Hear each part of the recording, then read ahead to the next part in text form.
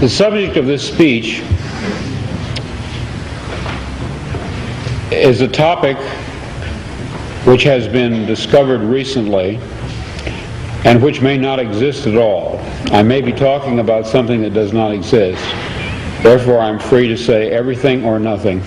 I, in my stories and novels, often write about counterfeit worlds, semi-real worlds, as well as deranged private worlds, inhabited often by just one person, while meantime the other characters either remain in their own worlds throughout or are somehow drawn into one of the peculiar ones. This theme occurs in the corpus of my 27 years of writing. At no time did I have a theoretical or conscious explanation for my preoccupation with these pluriform pseudo-worlds, but now I think I understand.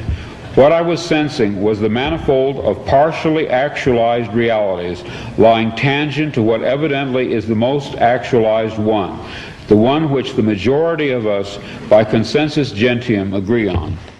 Later that day, back home again, but still deeply under the influence of the sodium pentothal, I had a short, acute flash of recovered memory. Then, in mid-March, a month later, the total body of memories, intact and entire, began to return. You are free to believe me or to disbelieve, but please take my word on it that I am not joking. This is very serious, a matter of importance. At that time, I had no idea what I was seeing. It resembled nothing that I had ever heard described. It resembled plasmic energy. It had colors. It moved fast. It collected and then dispersed. But what it was, what he was, I am not sure even now.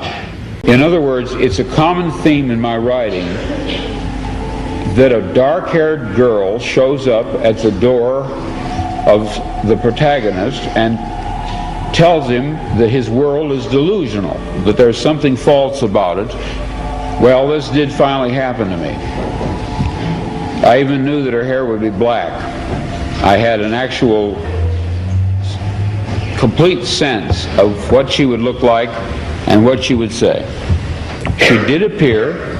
She was a total stranger, and she did inform me of this fact, that some of my fictional works were in a literal sense true. I wrote out these dreams in novel after novel, story after story. To name two in which this prior ugly present obtained most clearly, I cite The Man in the High Castle and my 1974 novel about the U.S. as a police state called Flow My Tears, the Policeman Said. I'm going to be very candid with you. I wrote both novels based on fragmentary residual memories of such a horrid slave state world. People claim to remember past lives. I claim to remember a different, very different present life.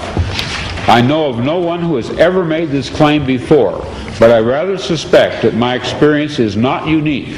What perhaps is unique is the fact that I am willing to talk about it. We are living in a computer-programmed reality, and the only clue we have to it is when some variable is changed and some alteration in our reality occurs. We would have the overwhelming impression that we were reliving the present, déjà vu, perhaps in precisely the same way, hearing the same words, saying the same words. I submit that these impressions are valid and significant, and I will even say this: such an impression is a clue that at some past time point a variable was changed, reprogrammed as it were, and that because of this an alternative world branched off.